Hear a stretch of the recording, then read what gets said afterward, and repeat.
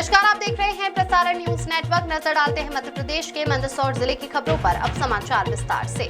शिवना नदी शुद्धिकरण अभियान ने आज अपने 100 दिन पूरे करते हुए एक प्रेरणादायक व ऐतिहासिक पड़ाव हासिल किया। इस अवसर पर रविवार सुबह बड़ी संख्या में श्रमदानी उत्साह के साथ नदी सफाई कार्य में जुटे।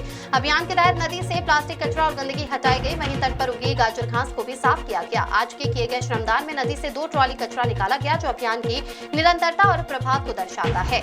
पिछले 100 दिनों में शिवना नदी के स्वरूप में आए सकारात्मक बदलाव ने श्रमदानियों व शहरवासियों के चेहरे पर संतोष और खुशी ला दी। रविवार को इस विशेष अवसर पर समाज सेवियों, पत्रकारों और शिवना योद्धाओं ने मिलकर अभियान के प्रेरणा स्रोत लोकप्रिय विधायक श्री विपिन जैन का प्रतीक चिन्ह व पुष्पहार से सम्मान किया। इस दौरान विधायक विपिन जैन ने कहा कि शिवना शुद्धिकरण का ये अभियान 100 दिन तक निरंतर चला, जिसमें सभी वर्गों का भरपूर सहयोग मिला।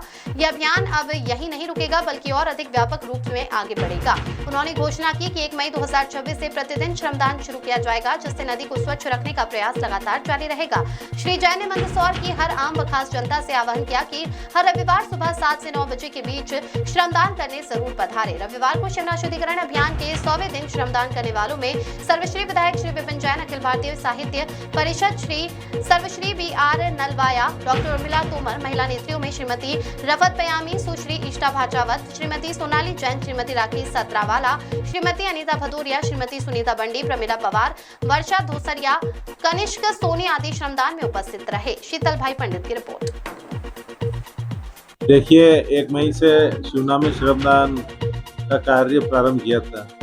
आज 91 दिन के आसपास हो गए हैं, लगातार शिवना में श्रमदान कर रहे हैं। मंदसौर और उसके आसपास के नागरिक श्रमदान में सहयोग कर रहे हैं और आपने देखा होगा कि इन 91 दिन की मेहनत के कारण इस बार शिवना नदी के अंदर एक भी जलकुंभी का पौधा नहीं आया। उससे कई मछलियाँ और जल के जीव है, कम से कम वो भी जीवित है और धीरे धीरे शिवना प्रदूषण मुक्त हो रही है। और उम्मीद और विश्वास है कि आम जनता के सहयोग से शिवना को प्रदूषण मुक्त कर देंगे। लेकिन फिर भी कहीं न कहीं मंदसौर और आसपास के लोग, जो बहुत सारी ऐसी पूजा की सामग्री है, भगवान की तस्वीरें हैं, हमारे पुराने ग्रंथ हैं और अपने घर के जो पुराने सदस्य जिनकी मृत्यु हो जाती है उनकी तस्वीरें, और ये सारी चीज़ें नदी के अंदर डाल देते हैं। इससे एक तो नदी भी प्रदूषित हो रही है और कहीं न कहीं भगवान की मूर्ति है और ये सारी चीज़ें डालते हैं, हमारे ग्रंथ डालते हैं, तो कहीं न कहीं